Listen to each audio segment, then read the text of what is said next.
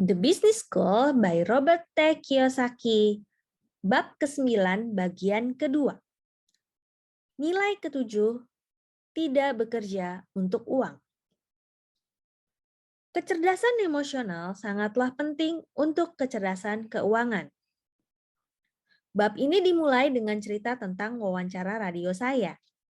Alasan saya memulainya dengan kisah itu adalah karena pemuda yang menelepon saya lewat program radio itu benar-benar sudah hilang kendali secara emosional. Dia jelas cerdas secara mental, tapi emosinya membuatnya berpikir tidak rasional. Jika Anda hilang kendali secara emosional, kemungkinan Anda bisa memecahkan masalah keuangan Anda akan menipis. Sederhananya, di dunia nyata, kecerdasan emosional lebih penting daripada kecerdasan mental jika Anda ingin kaya. Memiliki IQ emosional tinggi sangatlah penting agar bisa memiliki IQ keuangan yang tinggi. Warren Buffett, investor terkaya di Amerika, berkata, orang yang tidak bisa mengendalikan emosi tidak akan bisa mengendalikan uang mereka. Sekali lagi, di dunia nyata, kecerdasan emosional lebih penting daripada kecerdasan mental jika Anda ingin kaya. Ketika saya masih muda, emosi saya terbelakang. Saya dulu menjalani hidup dengan prinsip hiduplah untuk hari ini. Itulah alasannya saya baru bisa mencapai kebebasan keuangan pada usia 47 tahun. Meskipun dari dulu saya sudah tahu apa yang mestinya saya lakukan.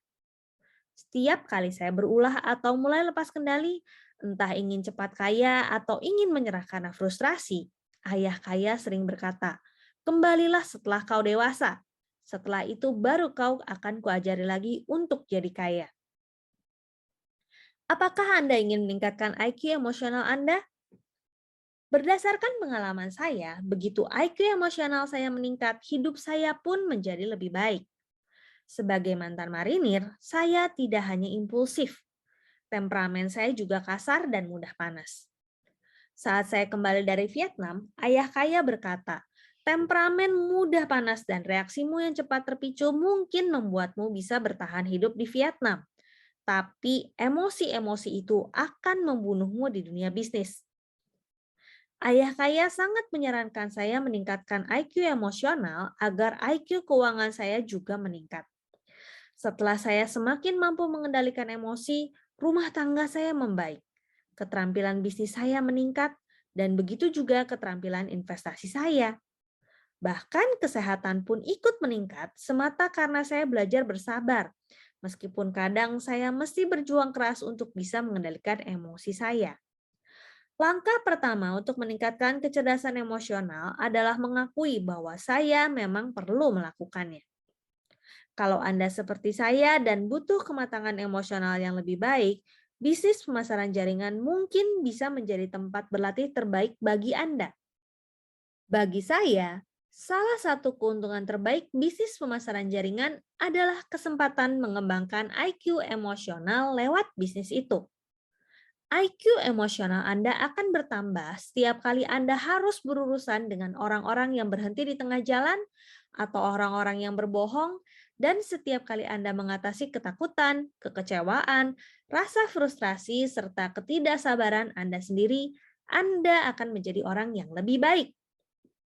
Dengan kata lain, bisnis pemasaran jaringan adalah tempat yang luar biasa untuk mengenal diri dengan lebih baik dan mengembangkan diri Anda. Ajukan pertanyaan berikut kepada diri Anda. Bagaimana emosi-emosiku menghambat hidupku? Apakah emosi yang kurasakan menjadikanku 1. Terlalu pemalu, 2. Takut penolakan, 3. Membutuhkan jaminan keamanan, 4. Terlalu tidak sabaran, 5. Terlalu mudah emosi, 6. Kecanduan sesuatu, 7. Terlalu impulsif, 8. Terlalu pemarah, 9. Terlalu lamban untuk berubah, 10. Malas, dan lain-lainnya. Silahkan diisi sendiri. Sekali lagi, Salah satu keuntungan bisnis pemasaran jaringan adalah bisnis itu akan menguji kecerdasan emosional Anda dan dalam banyak kasus akan meningkatkannya. Begitu IQ emosional Anda mulai meningkat, Anda mungkin akan melihat area-area lain dalam hidup ikut membaik. Anda akan merasa lebih mudah berbicara dengan orang lain, mampu berkomunikasi dengan lebih jelas, dan dapat menyikapi emosi orang lain secara lebih efektif. Saat Anda bisa melakukan semua hal itu dengan lebih baik, bisnis Anda akan berkembang dengan lebih cepat. Karena sudah lebih sabar, kesempatan Anda menjadi investor yang lebih baik juga meningkat. Dengan mengembangkan kecerdasan emosional, kualitas pernikahan Anda akan meningkat jika Anda sudah menikah atau ingin menikah. Dan kita semua tahu betapa pembahasan tentang pernikahan bisa sangat emosional. Anda mungkin juga akan menjadi orang tua yang lebih baik, sehingga anak-anak yang Anda besarkan juga bisa lebih baik. Oleh karenanya, menurut saya menginvestasikan beberapa tahun untuk membangun bisnis pemasaran jaringan mungkin bisa membuahkan keuntungan ke dalam banyak area hidup Anda. Mengapa? Karena hidup adalah topik yang sangat emosional.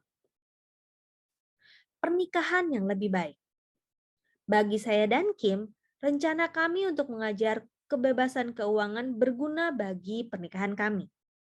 Karena mulai dari nol, kami memiliki proyek yang bisa kami kerjakan bersama-sama. Saya rasa mengatasi naik turun ketika membangun bisnis memberi banyak tantangan bagi pernikahan kami. Tapi pada akhirnya, hal itu juga mengukuhkan rumah tangga kami. Kami mengambil resiko bersama, mengatasi kerugian bersama, dan merayakan keuntungan bersama.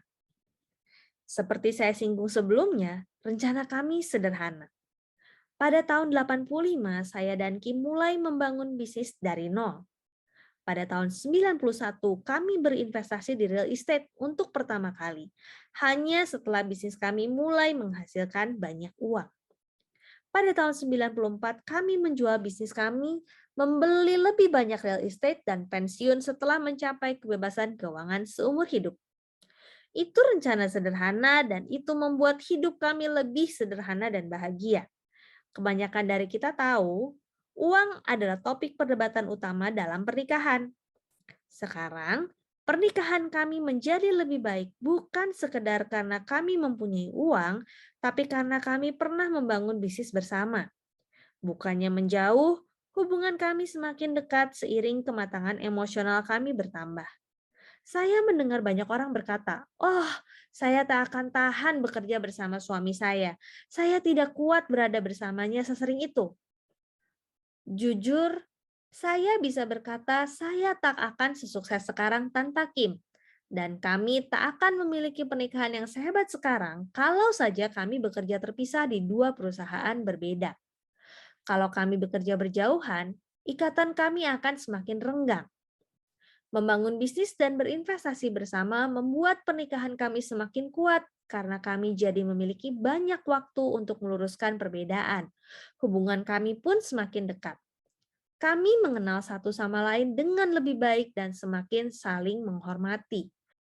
Kami sama-sama lebih matang secara emosi dan pada akhirnya kami lebih bahagia bersama. Dan bagi saya, itu tak ternilai harganya. Meskipun masih memiliki perbedaan pendapat, sekarang kami tahu bahwa cinta kami jauh melampaui perbedaan-perbedaan itu.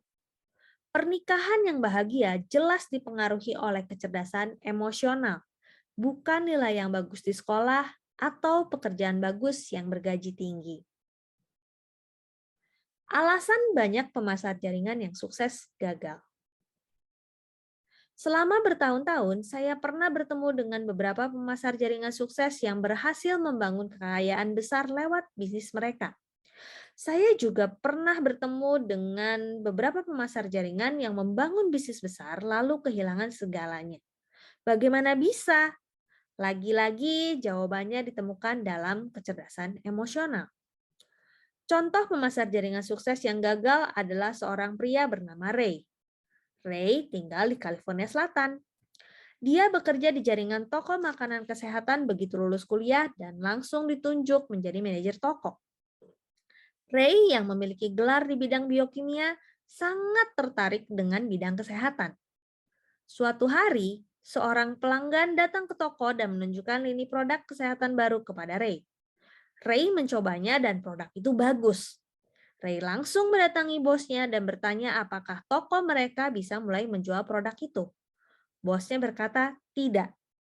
Karena tidak sabar dan impulsif, Ray langsung berhenti dari pekerjaannya dan terjun ke bisnis pemasaran jaringan itu.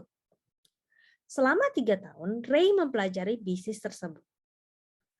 Selama beberapa tahun, dia mengalami kesulitan keuangan sampai akhirnya jalannya mulai terang. Ray berhasil pindah ke kuadran B dari kuadran E. Bisnisnya meledak dan uang yang dihasilkannya tiap minggu lebih besar daripada yang biasa dia dapatkan dalam setahun saat bekerja di toko makanan kesehatan dulu. Tak butuh waktu lama, Ray mulai berbicara di panggung, di hadapan orang-orang baru yang mulai memasuki bisnis pemasaran jaringan. Dia adalah bintang barunya. Masalahnya, status bintangnya itu membuatnya besar kepala. Dia menjadi arogan dan sombong, tanda-tanda rendahnya kecerdasan emosional. Dia mulai mendebat orang-orang yang mengajarinya seluk-beluk bisnis itu, merasa lebih pintar daripada orang lain karena mobil dan rumahnya lebih mewah serta uangnya lebih banyak. Uang benar-benar mengacaukan pikirannya. Kemudian bisnis pemasaran jaringan baru mulai muncul. Bisnis itu juga menjual produk kesehatan yang bagus dan orang-orangnya mengincar bintang seperti Ray untuk bergabung dengan bisnis mereka. Pemilik bisnis baru itu tidak butuh waktu lama untuk merayu Ray agar hengkang dari bisnis lama di perusahaan yang lebih ternama tempatnya memulai. Ray memutuskan pindah karena ingin berada di dasar, mulai dari awal, dan membangun bisnis yang lebih besar dengan lebih cepat. Ray juga membawa banyak anggota tim lamanya ke bisnis baru. 3 tahun kemudian Ray bangkrut. Kenapa? Ada 2 alasan yang saya lihat. Pertama, pemilik bisnis baru itu sama seperti Ray. Mereka tidak sabaran dan impulsif. Mereka ingin menjadi lebih kaya dengan lebih cepat. Kedua, sama seperti Ray, pemilik perusahaan baru itu tidak pandai mengatur uang, senang berfoya-foya, membuang-buang uang, dan menjelek-jelekan orang. Bukannya berinvestasi ulang dalam bisnis mereka atau dalam real estate, mereka malah sibuk membeli simbol-simbol kekayaan. Bukannya mencari kekayaan yang sesungguhnya. Apakah Anda ingat di awal bab ini saya menyinggung bahwa orang miskin sering merasa tidak nyaman memiliki sesuatu yang benar-benar berharga? Saya percaya Ray dan para pendiri perusahaan baru masuk kategori itu. Itulah sebabnya Ray dan para pemilik perusahaan baru gagal membeli kekayaan sejati. Sebaliknya, mereka malah membeli mobil, mencari wanita, dan bangkrut dalam waktu secepat kilat. Orang memang memilih bergaul dengan orang yang berkepribadian sama dengan mereka. Sekarang, Ray masih berpindah-pindah dari satu bisnis pemasaran ke yang lain. Setiap kali saya bertemu dengannya, dia pasti sedang mempromosikan kesempatan bisnis atau lini produk baru. Ray belajar membangun bisnis pemasaran jaringan, tapi gagal meraih kesuksesan dalam bisnis itu. Dia gagal karena berpikir menggunakan emosi. Jangan jadi katak. Saya bukannya mengatakan bahwa berpindah dari satu perusahaan pemasaran jaringan ke perusahaan lain adalah hal buruk. Saya tahu itu marak terjadi. Maksud saya, banyak orang bertingkah seperti Ray, berpindah-pindah perusahaan untuk mencari bisnis, lini produk, dan pemasukan yang sempurna. Banyak orang melakukan itu karena mereka gagal mengembangkan kecerdasan emosional, yang menurut saya merupakan salah satu alasan utama untuk memasuki bisnis itu. Dengan kata lain, tidak apa-apa seseorang meninggalkan bisnisnya, asalkan itu dilakukan dengan alasan yang tepat, bukan karena alasan emosional. Meloncat-loncat dari satu daun teratai ke daun teratai lain mungkin bagus untuk katak, tapi tidak untuk pemilik bisnis. Seperti dikatakan seorang kawan saya, masalahnya kalau Anda seperti katak, Anda tidak hanya harus menghabiskan waktu mengejar serangga, Anda juga harus memakan serangga-serangga itu. Pesannya, begitu Anda menemukan bisnis pemasaran jaringan yang cocok dengan Anda, Luangkanlah waktu agar Anda bisa tumbuh bersama bisnis itu. Jangan menjadi katak yang mengejar serangga. Demikian The Business School bab 9 bagian kedua. Sampai jumpa di bagian selanjutnya. Terima kasih.